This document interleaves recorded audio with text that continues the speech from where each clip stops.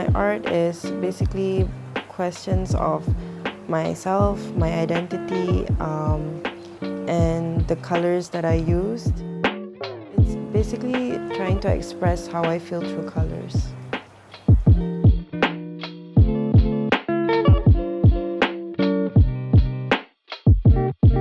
I think for now, art is it's very subjective. There you see different types everywhere. There's controversial, there is realistic, there's and I feel like now everybody is just, they appreciate more, and I think it's good. Like everyone from different fields, they finally see the impact that art does to the people, and how you think in different ways, and how the feeling, you know, like changes you. But me being an artist, I feel like it's important for me to just be open towards art. I mean, whatever that comes, like the good ones or the bad ones, you just try to relate to it, because everything has its meaning, you know, now. Yeah.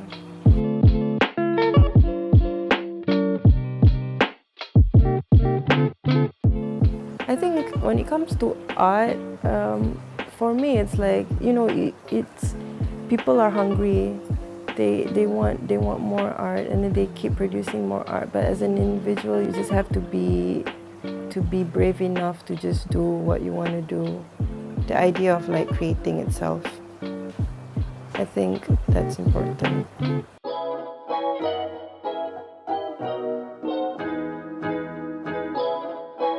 It's kind of weird because my dad is there.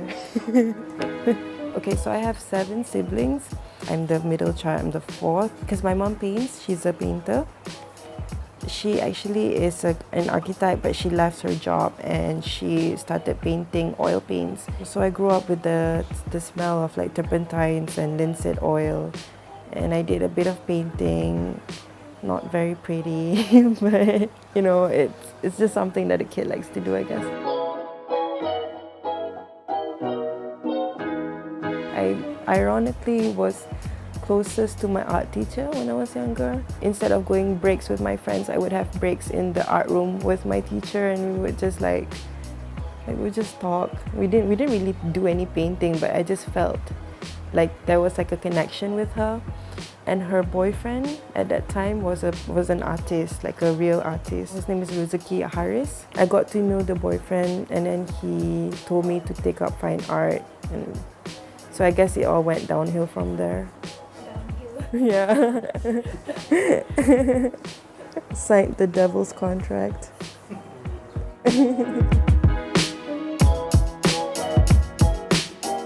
I remember it was really hard for me to paint using acrylic at one point, and then I was really down. Even right now, I feel like I'm still not that good, you know? Like every painting, when it's like blank, it's really difficult to paint. Like every time it's like, how am I going to do this? But then it's done, you know? It's just something that, it's a struggle every time. But then that's the thing, like if I don't face that struggle, I feel like I'm struggling even more, because I'm not producing anything. I just feel like a worthless piece of shit. I wouldn't say I struggle as much, because I don't really believe in the term starving artist. I feel like we're all humans, and we just do what we have to do, and you don't have to complain if your paintings is not selling and whatnot. You know, it's just something that you create because you want to create. I feel like money can come anywhere, so you just don't limit yourself. Just because you're not producing, then you quit painting, you know. If you feel like your work is similar to other people's work, or somebody else's work is like better or something, just keep creating your own style. I mean, the trend will fade, but your originality stays.